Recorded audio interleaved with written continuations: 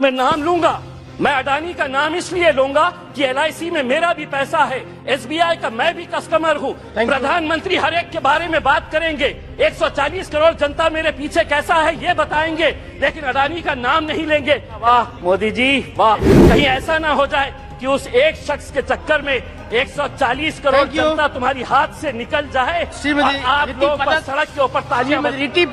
हम तो फूल थे, तुमने हमें कांटा बना दिया और अब इसी कांटे से कहते हो कि चुभना छोड़ दे। नहीं छोड़ेंगे, हम लड़ेंगे, क्योंकि इस मुल्क के ऊपर जितना आपका इख्तियार है उतना इम्तियाज जलील का भी इख्तियार है।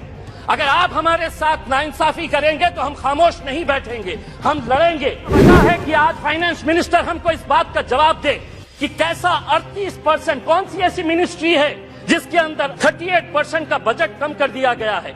1913 करोड़ रुपया आप हमारे गायब कर देते हैं। आप ये उम्मीद करते हैं कि हम खामोशी से इसको बर्दाश्त कर ले करके। लेकिन अध्यक्ष महोदय, ये कितनी गंभीर बात है कि देश आगे बढ़ेगा, लेकिन माइनॉरिटीज के लिए जो बजट दिया गया है 2012 और 13 के अंदर जो बजट था वो बजट इस बार दिया गया, यानी कि देश आगे बढ़ेगा और माइनॉरिटीज पीछे रह गए। ये कब तक चलेगा? अकेले औरंगाबाद जिले के अंदर 1600 ऐसे स्कूल्स हैं जिनके सर के ऊपर बच्चों के क्लासरूम्स के अंदर पक्की छत नहीं है, टीन के शेड के नीचे ये 1600 बच्चे तालीम हासिल कर रहे हैं। उनका कसूर सिर्फ इतना है कि वो किसानों के बच्चे हैं, वो गरीबों के बच्चे हैं, वो मजदूरों के बच्चे हैं। आपके पास 1 साल बचा हुआ है, प्रधानमंत्री जी को कहिएगा कि PM श्री नहीं, उन पूरे स्कूल को हम PM महाश्री नाम देंगे। अगर 1 साल के अंदर ये 1600 औरंगाबाद जिले के स्कूल्स को अगर आप बदलते हैं, अगर 1 साल के बाद अगर ये कर पाते हैं, तो इम्तियाज जलील यहाँ पर खड़े रहकर कहेगा वाह मोदी जी वाह।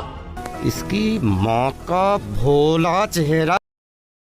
अध्यक्ष महोदय, 8 फरवरी यानी कि कल के दिन रिजर्व बैंक ऑफ इंडिया ने रेपो रेट 25 बेसिस पॉइंट से बढ़ा दिया है।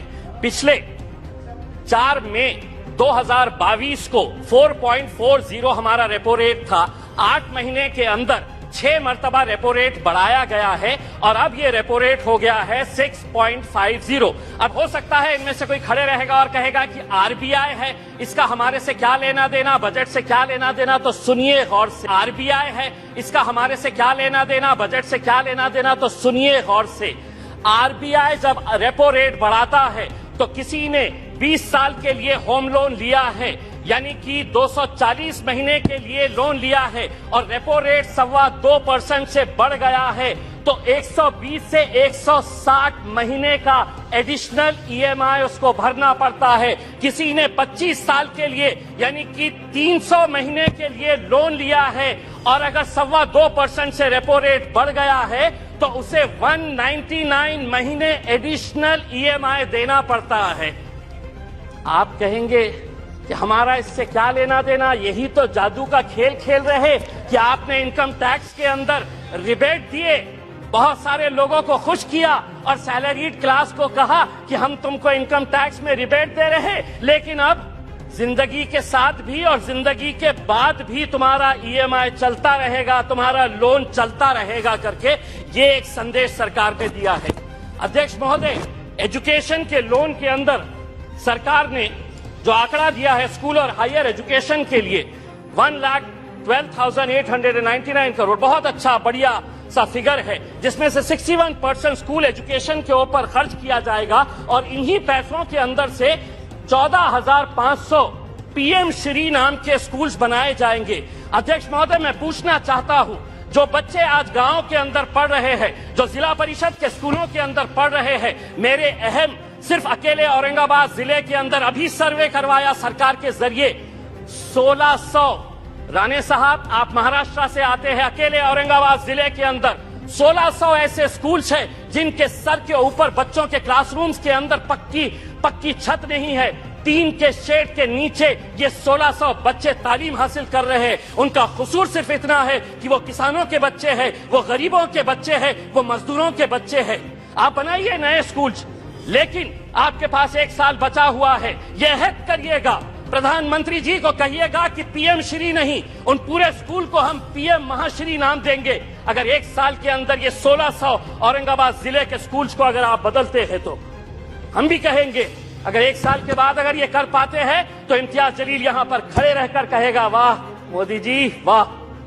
दूसरी ये बात है अध्यक्ष महोदय, माइनॉरिटीज के बारे में मैं ये बताना चाहता हूं, राणे साहब हम तो फूल थे, तुमने हमें कांटा बना दिया और अब इसी कांटे से कहते हो कि चुभना छोड़ दे। नहीं छोड़ेंगे हम लड़ेंगे, क्योंकि इस मुल्क के ऊपर जितना आपका इख्तियार है उतना इम्तियाज जलील का भी इख्तियार है। अगर आप हमारे साथ नाइंसाफी करेंगे तो हम खामोश नहीं बैठेंगे, हम लड़ेंगे। क्या वजह है कि आज फाइनेंस मिनिस्टर हमको इस बात का जवाब दे कि कैसा 38%, कौन सी ऐसी मिनिस्ट्री है जिसके अंदर 38% का बजट कम कर दिया गया है। 1913 करोड़ रुपया आप हमारे गायब कर देते हैं और आप ये उम्मीद करते हैं अध्यक्ष महोदय, आप ये उम्मीद करते हैं कि हम खामोशी से इसको बर्दाश्त कर लेकर के। मैं आपको बताता हूं कि नीति आयोग की पॉलिसी डॉक्यूमेंट है, the action agenda and the strategy document ने क्या कहा है, Muslims and other religious minorities in India have been lagging in several development indicators including educational attainment, gender equality and workforce participation। इसके बावजूद भी आप 38% हमारा बजट कम कर देते हैं। 2022-23 के अंदर आपका टोटल बजट जो था उसके अंदर माइनॉरिटीज के हिस्से में कितना आया, तो 0.12%। इस बार जो बजट आपने दिए हैं वो कितना हुआ है, बी अगर देखा जाए तो 0.07%। अध्यक्ष महोदय 2 मिनट। तो ये टोटल एलोकेशन अध्यक्ष महोदय, ये कितनी गंभीर बात है कि देश आगे बढ़ेगा, लेकिन माइनॉरिटीज के लिए जो बजट दिया गया है 2012 और 13 के अंदर जो बजट था वो बजट इस बार दिया गया, यानी कि देश आगे बढ़ेगा और माइनॉरिटीज पीछे रह गए। ये कब तक चलेगा? मेरी दूसरी बात ये है अध्यक्ष महोदय, आम आदमी को प्लीज फाइंड अप नाउ। अध्यक्ष महोदय एक minute, GDP, fiscal deficit, monetisation, RE, BE, इससे कोई लेना देना नहीं है। इस देश के अंदर वो सम्मान के साथ कैसा जी सकता है, उसकी फिक्र बस उसे यही रहती है। हम वित्त मंत्री से इस बजट के अंदर ये उम्मीद कर रहे थे कि वो ईपीएस 95 के बुजुर्ग पेंशनर्स के बारे में बोलेंगे, वो किसानों की आय कैसी बढ़ाई जाएगी इसके बारे में जिक्र करेंगी। पूरे देश के अंदर कॉन्ट्रैक्ट, अध्यक्ष महोदय एक सेकंड, अध्यक्ष महोदय, पूरे देश के अंदर कॉन्ट्रैक्ट वर्कर्स जो थे उनके साथ कैसी नाइंसाफी हो रही। पार्लियामेंट के अंदर भी कॉन्ट्रैक्ट वर्कर्स लगाए जा रहे हैं, उनका पीएफ नहीं भरा जाता, उनका ईपीएफ नहीं भरा जाता, ईएसआईसी का पैसा नहीं भरा जाता है। मैं अध्यक्ष महोदय ये उम्मीद कर रहा था कि जाने से पहले इस देश को तंबाकू और शराब मुक्त करके जाएंगे। हम सराय होते आपको इसी बात के लिए अध्यक्ष महोदय। और हाँ, मैं जाते जाते सिर्फ इतना कहना चाहूंगा, मैं नाम लूंगा, मैं अडानी का नाम इसलिए लूंगा कि एलआईसी में मेरा भी पैसा है, एसबीआई का मैं भी कस्टमर हूं। प्रधानमंत्री हर एक के बारे में बात करेंगे, 140 करोड़ जनता मेरे पीछे कैसा है ये बताएंगे, लेकिन अडानी का नाम नहीं लेंगे।